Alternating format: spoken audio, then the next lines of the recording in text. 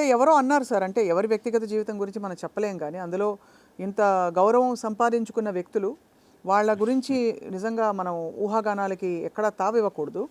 అయితే ఎవరో ఒక పెద్ద మనిషి అన్నారు సార్, ఒంటరితనం అంటే బంధంలో ఉండి అవతల వాళ్ళు పట్టించుకుపోవడం అంత నరకం ఒంటరితనం, అవును. విడిగా ఉండడంలో ఉండే ఒంటరితనం కంటే అది ఘోరమని. అవునండి. అంటే చాలా సందర్భాల్లో తన వాళ్ళు అనుకున్న వాళ్ళు పట్టించుకోకపోవడం అనేది చాలా దుర్మార్గమైన నిర్ణయాలకు కూడా దారితీస్తుంది. అవును.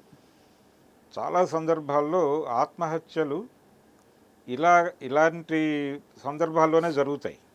అంటే అవును. తన దగ్గర వాళ్ళు అనుకున్న వాళ్ళు తను తీవ్రమైనటువంటి కష్టాల్లో ఉన్నప్పుడు వాళ్ళు ముఖం చాటేసినప్పుడు, లేకపోతే పట్టించుకోవడానికి ముందుకు రానప్పుడు, అవును.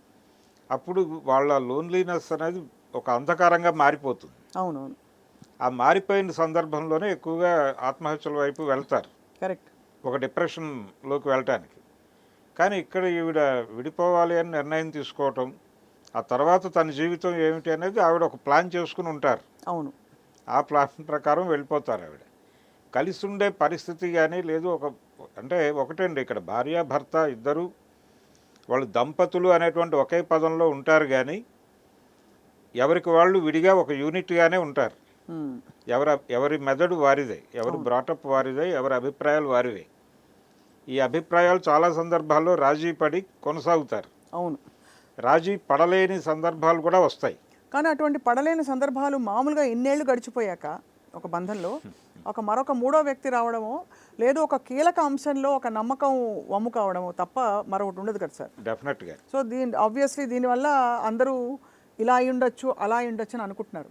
ఎందుకంటే 29 సంవత్సరాలు గడిచిపోయాక అవును. ఒక అలవాటుతో ఆ, ఇంకా జీవితం మనలో పిల్లల పెళ్ళిళ్ళు అయ్యాయి, కూతురు పెళ్లి మనం చాలా ఘనంగా చేశారు, సంప్రదాయబద్ధంగా చేశారు. అవును.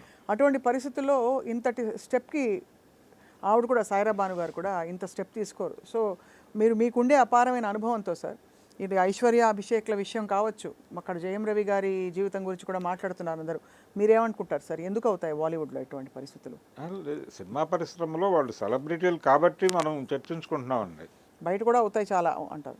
బయట రోజువారీ జీవితంలో ఇప్పుడు మీరు ఫ్యామిలీ కోర్టుకు వెడితే రకరకాల కారణాలు. లేదు లేదు, విపరీతమైన రష్ ఉంటుంది అక్కడ. ఓ.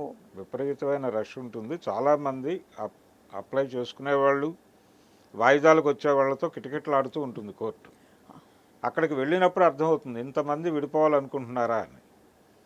కాబట్టి కలిసి ఉండటము, విడిపోవటం ఈ రెండూ అనివార్యం అండి. అంటే కలిసి ఉండే పరిస్థితి లేనప్పుడు ఖచ్చితంగా విడిపోవడమే మంచిది.